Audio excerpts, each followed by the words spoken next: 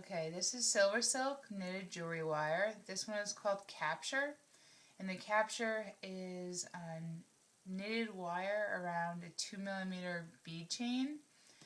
With the Capture, SilverSilk has our own findings.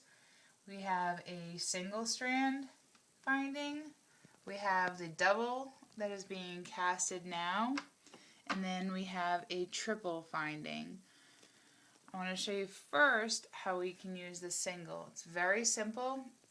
If I want to make a 16-inch necklace out of the Capture, it's not going to fray when I cut it.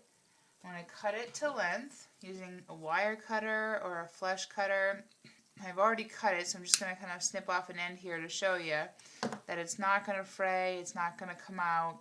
The only part of the wire that you're going to have little bits come off is at the very end. I'm going to roll the ends of it so that my knit is going around the bead chain nice and tightly. With this single strand end cap, I'm just going to slide it right over top of the knit. On the inside of the finding there are grooves so that when I close it, it'll hold the bead chain and the knit tightly together. Now, I can use one of two tools. If I were to use a regular needle nose or chain nose plier, I risk the inside of the plier denting my metal. So I'm going to want to use either a nylon jaws plier, or if you don't have a pair, you could just take your pliers and wrap some masking tape around the inside of them, and that's going to work fine. Doesn't necessarily look pretty, but it'll work so that it's not going to dent your metal and it'll get a nice close to it. So what I'll do is I want to put my Capture knit inside of my end cap. I'm going to go right on top of it with my pliers, and all I'm going to do is just compress down. So I'm squeezing down. I want to make sure that the sides of my end caps are closed nice and tight.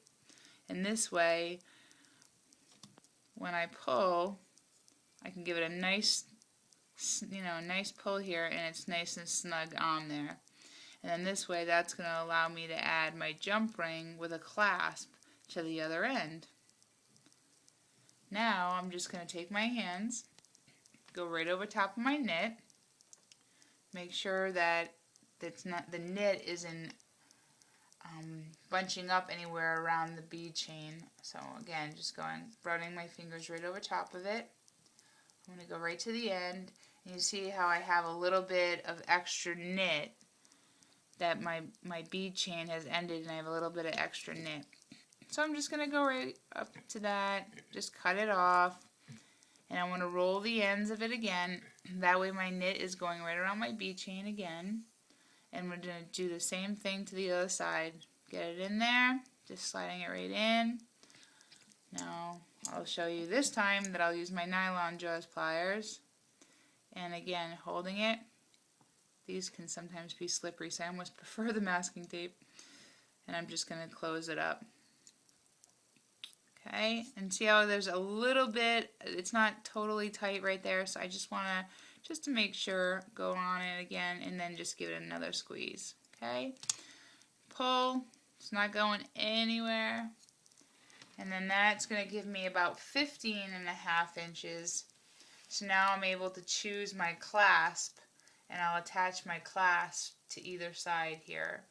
And then it'll give me a complete 16-inch necklace.